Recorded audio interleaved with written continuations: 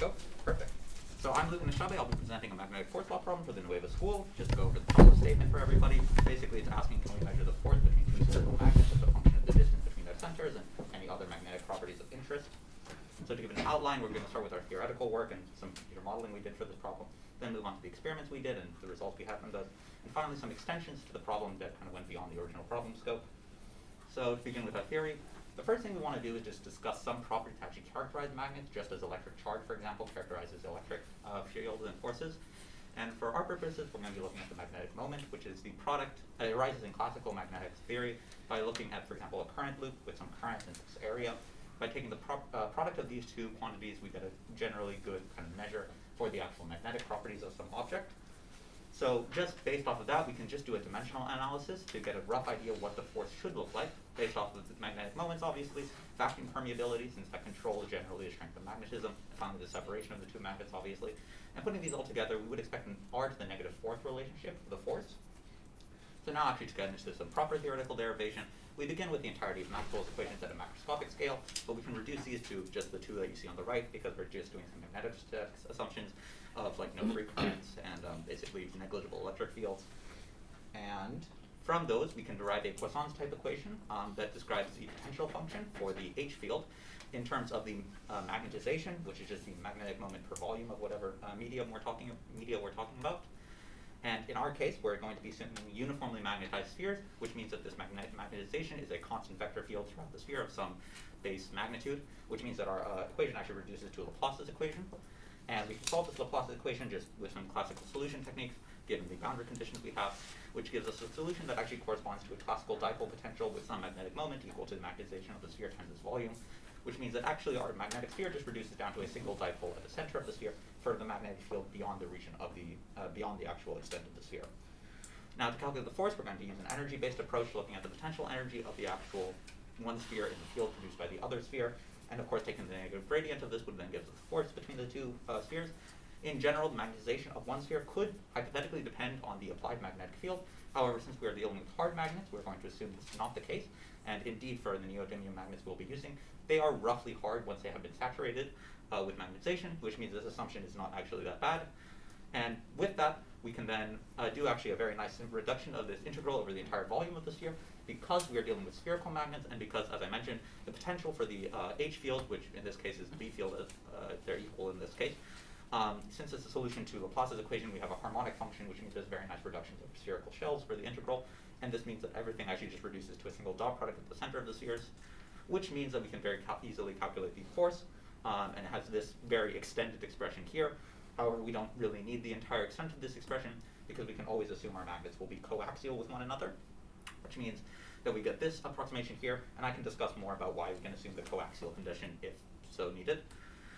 So now, just a simulation, as I mentioned, we did a discrete dipole lattice model for our uniformly magnetized sphere to just actually verify numerically that indeed a spherical arrangement of dipoles does approximate to a single dipole at the center of that arrangement. And this was also just to develop some framework for soft material extensions that we had later on. And then we just used standard force and torque equations to simulate these two cases. At the top, you can see our aggregate of 925 dipoles per sphere. At the bottom, you can see single dipoles at the center of the sphere. These agree very, very well with less than 0.01% of error based off of their distances after about half a second. So that confirms our theory. Moving on to our experiments. We had three magnet types for all of our experiments, a large, medium, and small magnet. It should be noted that the large magnet is of a lower grade than the other two magnets, which means that its magnetization is lower than the other two. The Wi-Fi decided to make a pop-up. Okay, so the first experiment we did was a magnetic flux measurement. This was just to measure the actual magnetic field at some fixed distance from the actual magnet as we rotate it around, and try and find the maximum magnetic field. And then from this maximum magnetic field, we would be able to calculate the magnetic moment of our magnets. The next was a discrete distance force measurement. This was a force measurement at a discrete distance, meaning that we had a spacer to actually measure the distance very accurately between our two magnets. And then using that, we would remove the spacer after everything was already under tension to make sure that the removing of the spacer would not cause the magnets to move closer to one another, and measure the force from that situation. Finally, we had a continuous force measurement. In the continuous distance force measurement, we actually just slid one of the magnets towards the other magnet and used a ultrasonic position tracker to measure the position and therefore have a good idea what the distance was at all times. And while this is not as accurate as our discrete distance measurements, since we don't have as good of a control over the distance, this does give us these results over a wider range of kind of distances. For these last two experiments, we did calibrate our force sensors using ASTM6 standard masses, just to make sure that our force sensor was actually measuring the forces as it should have been. And indeed, we noticed that within the uncertainty of our sensor, we were getting results that agreed with what we should have been getting. So now moving on to our experimental results. Here you can see the magnetic field of one of our magnets, one of our medium magnets specifically, as a function of the angle as we rotated it in that first magnetic flux measurement kind of experiment. Indeed, it does line up with the cosine wave or sinusoid that you would expect given what we were doing. And from the amplitude of that, we could calculate magnetic moment. Here you can see the magnetic moments that we calculated for the different sizes and different magnitudes magnets we actually purchased, on the right being the summary magnitude for all of them. Indeed, these do roughly correspond to what you would expect given the size differences and grade differences we were having within our magnets. For example, the ratio of the medium and small magnets is roughly equal to the ratio of the cubes of their diameters. Next, moving on to our discrete distance experiments. Here you can see for the various discrete distances that we were actually measuring. The blue points are the forces that we were measuring. The yellow curves are not fits to the data. These are instead theoretical predictions based off of the magnetic moments that we calculated based off of magnetic flux measurements. And yeah, in general, you can see that there's good agreement. And finally, for our continuous distance experiments, we chose to use a log-log fit because that would give us a log-log plotting, because that would give us a linear kind of fit for the actual force. And indeed, once again, these yellow curves are not fits to the data. These are theoretical predictions based off of the magnetic moment that we calculated using our magnetic flux measurements. As you can see, there's very strong agreement between the continuous data, force measurements, and the actual theoretical predictions. So in summary, our magnetic moments calculated based off our direct field measurements accurately predict the force of the magnet, meaning that the theory is self-consistent between these two different kind of strains of actually arriving at the magnetic moments and the fields.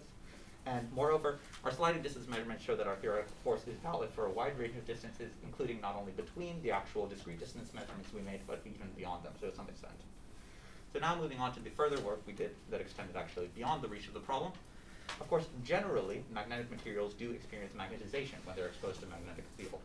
Of course, for our theory and for our neodymium magnets, this phenomenon is not that important because neodymium magnets are already kind of saturated and cannot be further magnetized when exposed to magnetic field, or at least not very significantly. However, more generally, of course, we know that if you take a permanent magnet and bring it next to some ferromagnetic material, you feel a very strong attraction. That's the main kind of novelty application of magnets. So as such, we wanted to investigate this somewhat theoretically. To do that, we made a simplifying assumption, which is that at the other sphere, which I'll call the soft sphere from now on because it's a soft magnetic material, there was going to be a constant, roughly constant magnetic field. And doing so allowed us to calculate an induced magnetic moment at the soft sphere.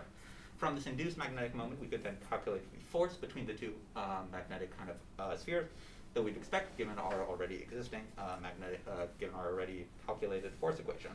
And in particular, we would expect to see an r to the negative 7th result in this case, which can roughly be divided as an r to the negative 4th from the actual force drop-off and an r to the negative 3 from the magnetic field drop-off of a dipole moment. So for the experimental method of this, what we did is we heated some of our neodymium magnets to above their Curie point to demagnetize them. And this was mainly because neodymium had some of the nicest magnetic susceptibility properties of materials that you could actually buy in spherical form. And then we used this demagnetized magnet in place of one of our magnetized ones for our sliding force experiments. Here you can see the results of that. As you can see, the negative 7 slope does perform very well. We have, as I've been saying before, the yellow curve here is not a fit to the data. It is instead based off our magnetic, moment calculations, and also the radius of our various spherical magnets. And yeah, we have very good agreement, indicating that our theoretical results are quite accurate, despite the simplifying assumption we made. However, it should be noted that at low distances, we do see a bit of a drop-off from our theoretical prediction, specifically in our Charles 22 graph, for example. And for an explanation of this, the main explanation that we arrived at is that there simply is, for these stronger fields at lower distances, there's a lot of randomness in the actual resultant magnetization that you get, especially because we went over the Curie temperature. We actually contacted the manufacturer about this, and they noted that given that we had done that, you would expect very kind of random properties. We really had destroyed a lot of the nice magnetic properties of neodymium by going above its Curie temperature, meaning that, for example, there could have been preferred axes of magnetization, and the domains that are actually in the material to explain the ferromagnetic phenomenon would have been quite randomly assigned. And as such, well, this graph you can see here, this is just rotating a magnet at kind of constant distance. you can see the force varies already quite wildly. So yeah, thank you. Wow, that was impressive.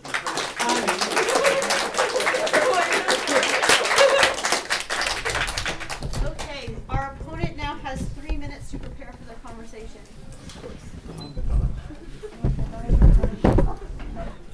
Drinks water.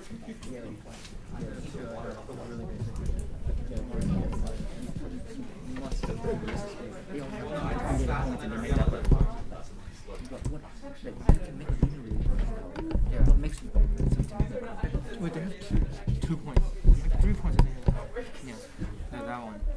Yeah. What slide was that? They actually numbered their slides. Don't worry about it. And then they noted nothing about how they calculated it. Right. Uncertainty. Do you have any? Is it possible to freeze the slide? Ask them to explain the long uncertainty and softness. That would be a large range. And the other would be a small range. What's the difference? No, I don't I know it's the randomness, but like, I don't the know, the measurement thing will is also account for only this loading range. one. So had they Oh, determined wait, this now it's range, fine. go for the experiment. Yeah, this is a blooper from our simulation. It's initial prototyping stages where things went a bit off.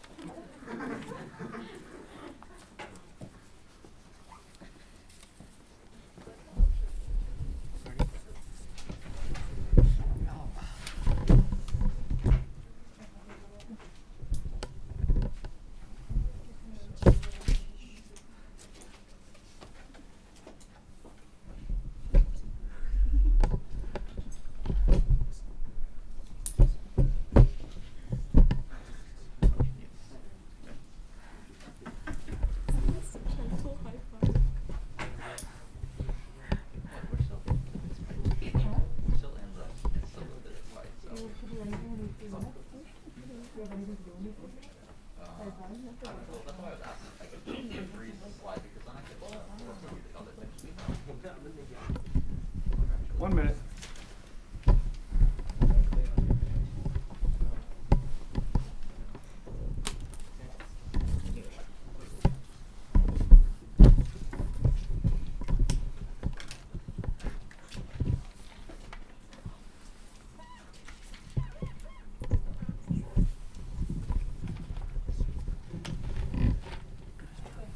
Yeah, I know it's not slides. I just wanted to be interconnected. There are questions asked about something.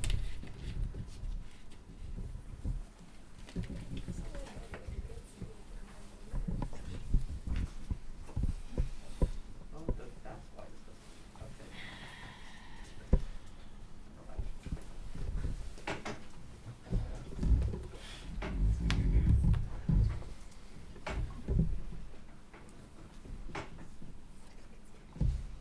Okay.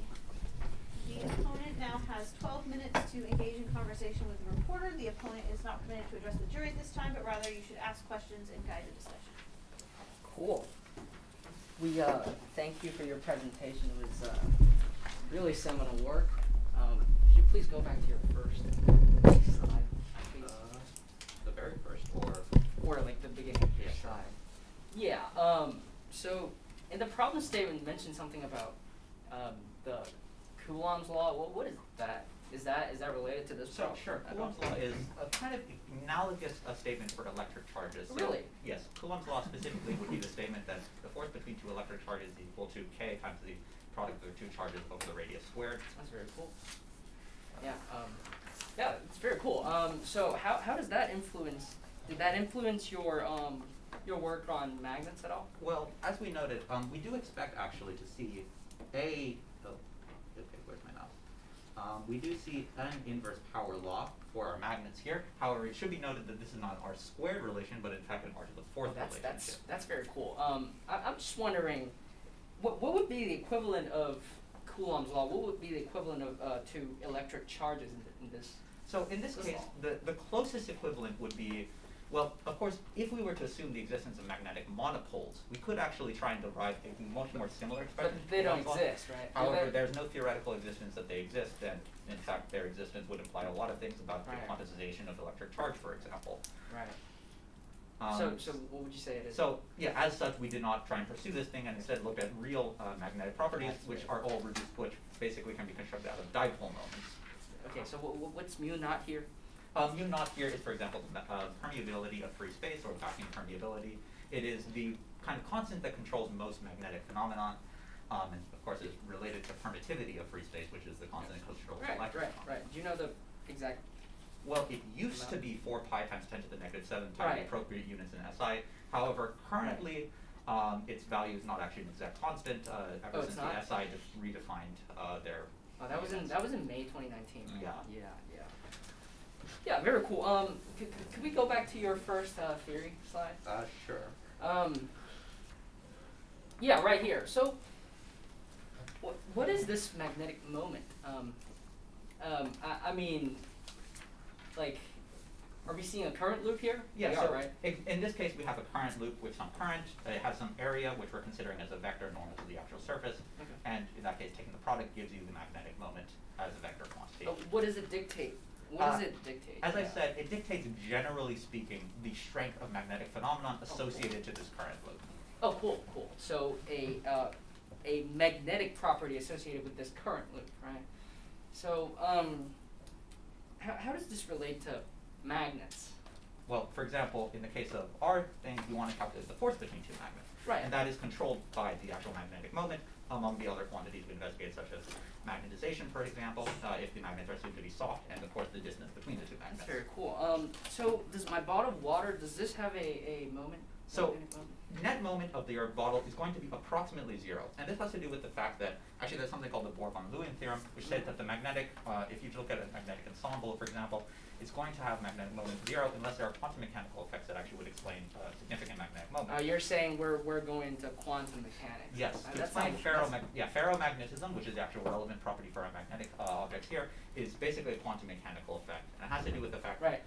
Do you want me to go into further No, detail? but the point I'm making here is that there doesn't seem to be a obvious or measurable current in magnets, right? Yes, Okay. that's why I said for our magnetostatics Right. approximation, we did assume, for example, well, these are the macroscopic Maxwell's equations. Right. These look at the aggregate properties.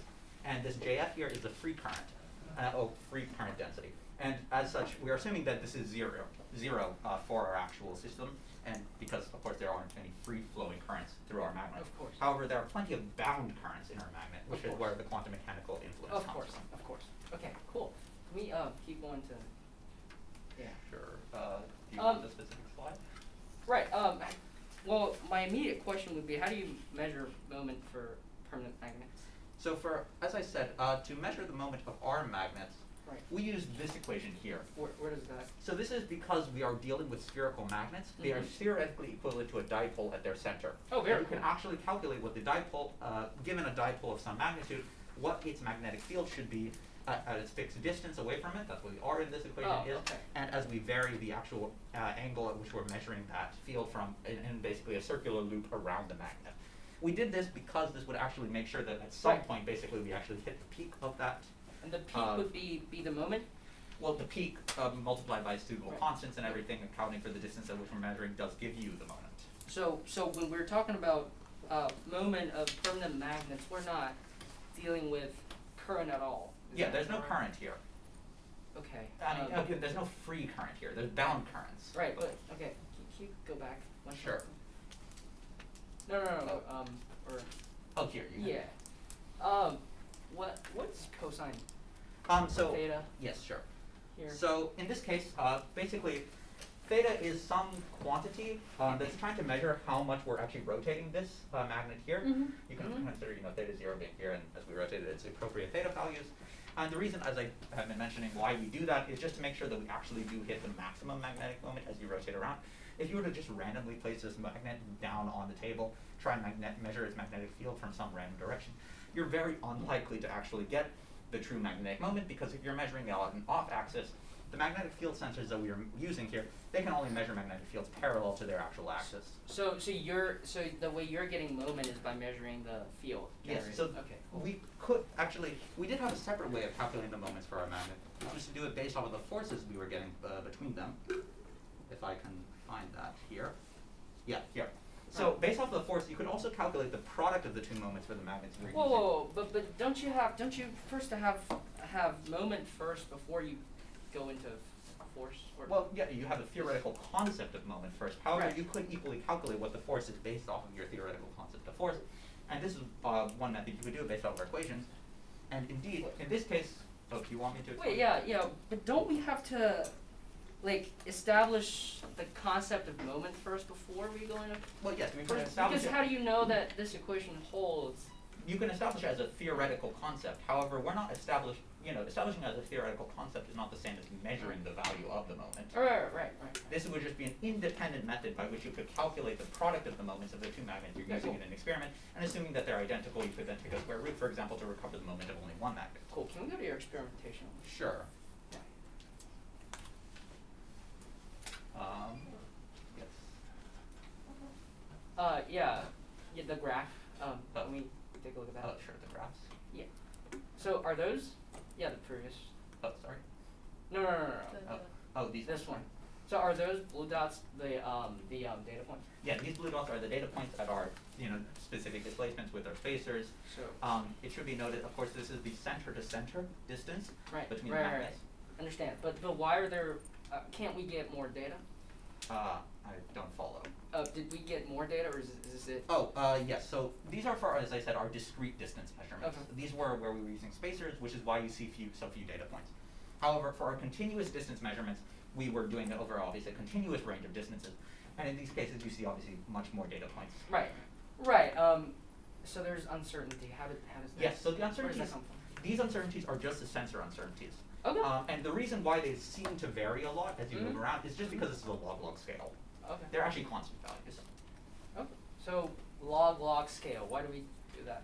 As I said, a log-log scale is very, very convenient because we're expecting a power law for our actual relationship. And applying a log-log scale to a power law relationship means that the intercept Alright, we're is trying to verify that the slope is negative.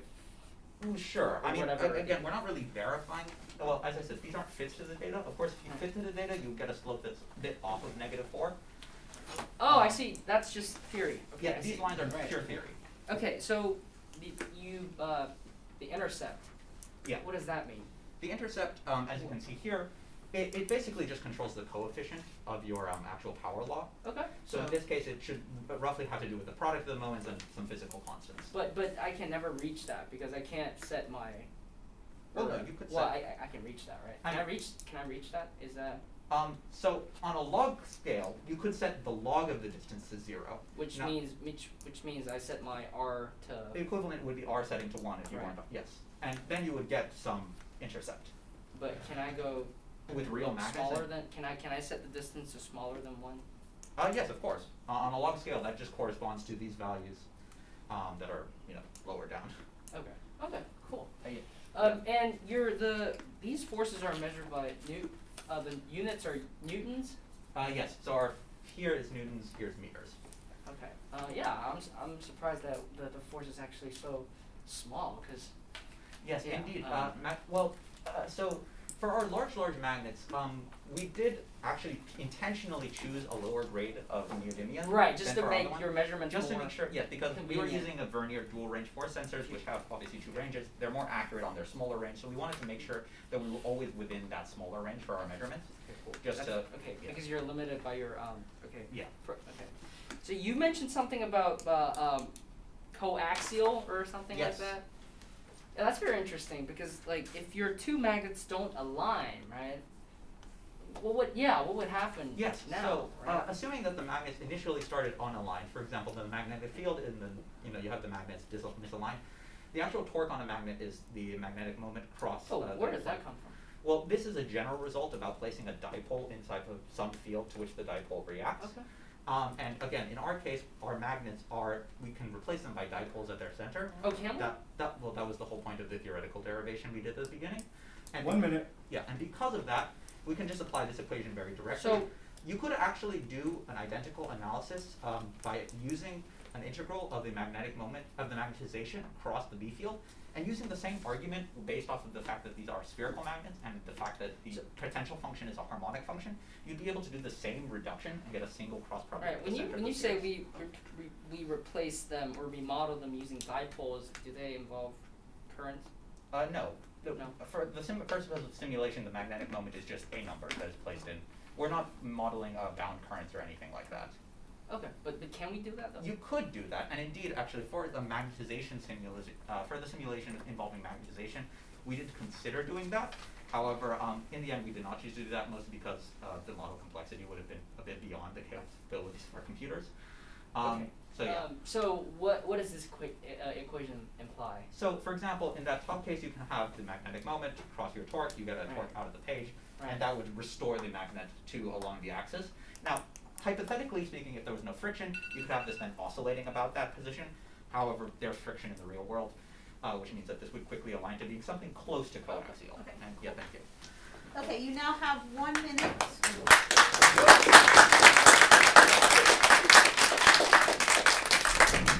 Okay, you now have 1 minute to prepare for your summary addresses.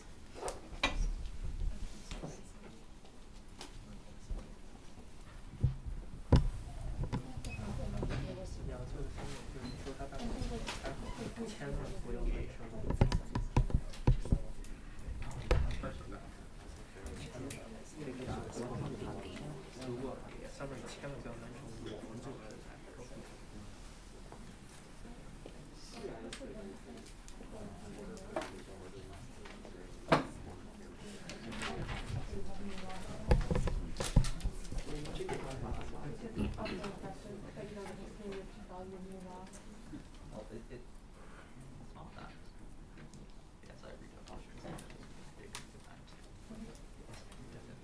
Big event. And yeah, zero is one of them. I think C, and then hyperfine frequency is cesium. Those being an exact constant. I forget what else. Yep. Okay. The opponent now has 1 minute to address the jury. Yeah, I believe my opponent has a very profound understanding in both the theory and experimentation. Yeah, our opponent did some very cool stuff in that they consider, okay, what if the magnets are not aligned axially? What's going to happen then? Yeah, they successfully predicted this R to the fourth inverse relationship with force. And their experiment verifies that. And yeah, they did some very cool analysis with their data. They have a very solid understanding of the problem. So that's very cool. Yeah.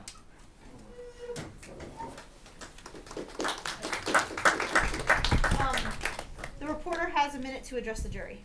Yes, thank you to my opponent, and as I would like to just mention, we tried to consider this from a classical perspective, meaning that we weren't really looking at a currents or bound current type situation, because from a classical viewpoint, these bound currents don't really exist. We're not considering, for example, electron orbital spin or angular momentum or anything like that. As our opponent mentions, we were able to confirm the R to the negative fourth relationship found in the literature. However, I think the much more interesting thing we were actually able to do was go beyond the scope of the problem and confirm this R to the negative seventh relationship for the magnetization of spheres. Obviously, this is an approximation, and as we noted, does drop off at lower distances. However, the fact that we were able to derive this result and that it fits so well to the data, and that had not been really explored that extensively in the literature before, was to us quite interesting. So yeah, thank you. Okay. We now have 8 minutes from questions from Missouri. Do you want to start from that in this time? Sure, yeah. So, sort of like a hypothetical question, I suppose. You extracted the magnetic moment from the sort of angular dependence on the dipole angle, from this field, and you use that calculation then to support a lot of the later experiments. Was there a reason you chose that experiment particularly to extract the magnetic moment, and not another one of the experiments and going the other way around? Well, as I said, actually, we did actually try and use our force measurements to calculate magnetic moment using this equation here. So in this case, these yellow curves now are fits to the data, as opposed to every other time I've said that. In that case, you get moments as given on the right. And we did some statistical analysis to try and compare these calculated moments versus the calculated moments we were getting from our magnetic field measurements. These p-values here are the probability that this error we were seeing is by random chance. As you can see, these are all much greater than 0.05, indicating that there's good likelihood that it was random chance we were seeing any differences between these two measurement methods. As to why we wanted to use our magnetic field measurements as the direct measurement for most of our other experiments, it's just that it was an independent way to kind of get at the actual field, at the magnetic moment that did not involve the forces between two magnets. So we just kind of wanted to have two independent tracks that were able to be kind of collated together to make our final results.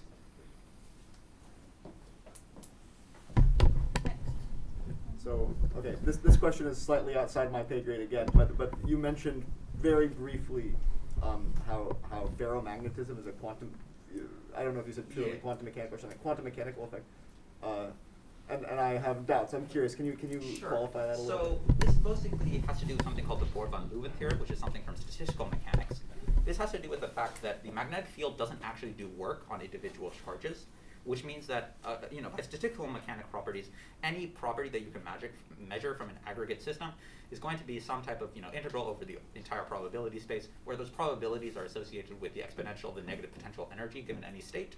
However, since magnetic fields cannot do work, they don't actually factor into that potential energy calculation, which means that you would assume them to be roughly uniformly distributed across all of the actual states. And as such, they shouldn't really appear as a thermal property in aggregate. That's an intuitive explanation. You can do a more in-depth explanation using Hamiltonians and such. However, the point is, of course, with quantum mechanics, there is actually a reason why you should expect to see some type of magnetic phenomenon potentially occurring. This has to do with electron spins and electron orbital angular momentum. Basically, do you want me to? No, that's great. Okay. Thank you very much. Next.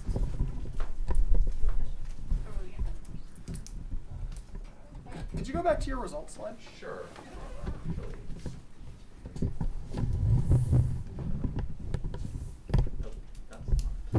Sorry, I'm having a bit of difficulty. Okay, here we go. Which one? Specifically the one where you were looking at the polarizable. Oh, sorry. With the Yeah. -7 slope. Yes. Yeah. So correct me if I'm wrong, but you said that you use an assumption here of basically a polarizable material being placed in a uniform field. Is that Yes. correct? So did you check how well the assumption of a uniform field holds up at those small distance scales where you were having deviation? So we from the didn't do theory? any direct field measurements to actually check that. However, we can definitely note from our simulation that this expectation of a -7 power law does break down. So here are our simulation results for this situation. You can see that that this power law approaches -7 as you move to further distances. However, as you get closer to the magnet, the simulation actually predicts that the power law should start dropping rapidly. And the intuition for this would be that at very close distances, the magnetization at the front end of the magnet, since it's an R cubed fall off, the magnetization at the front of the magnet is much more stronger compared to the drop off for magnetization at the back end of the magnet. As such, you would expect to see kind of increasing magnetic fields as you increasing forces as you brought the two magnets closer. So yeah, I hope that answers the question. Okay. Just as long as we're on this, if I understood this correctly, on the 1 over distance to the 7, was the effect that as these came together, the field got stronger to the 1 over the 4th, and then that produced this induced magnetization stronger in the soft material, therefore its magnetic moment increased. Yeah, I think you have the powers maybe a bit off. So the magnetic field drops off as 1 is over R cubed. So the magnetic field would have been, yeah. Cubed, right, But yes, okay. and then the force is the R to the 4th. So was this, your dynamic experiment, you let these approach, right? Yes. So so when you did this experiment, they were always approaching, therefore it was getting stronger and stronger. Yeah, the field would have been getting magnetization. stronger. Now, I should specify, we didn't allow them to approach freely. Somebody basically was holding the apparatus, because if we allowed them to approach freely, they move much too quickly to get any Right. meaningful data. Right. But yes, the field would have been getting stronger as they get closer. Okay. And then you didn't back it the other way. Well, we did try experiments with this, because at one point we were considering that hysteresis might actually be a meaningful phenomenon. All right, However, that's the end of my question. Okay. I wanted to hear that word. At the very beginning, when you were talking about your theory, you kind of started from Maxwell's equations, and then you said, and that leads to this, and this. You kind of gave the name of a lot of the equations, but I'm wondering if you can kind of go back, like the 2 of Maxwell's equations that you use. Can you give some sort? Yeah, right there. Yes. So the 2 that are on the right, for someone who doesn't know what those cell operators are, any kind of understanding the math, can you give sort of a physical explanation of what those 2 equations Yeah, sure. mean? So the top one, this says the divergence of the magnetic field is 0. And the easiest way to summarize this really is just to say that magnetic monopoles don't exist. Classical electromagnetism, basically a magnetic monopole would allow you to construct some type of diverging magnetic field, and classical magnetism just says that cannot happen.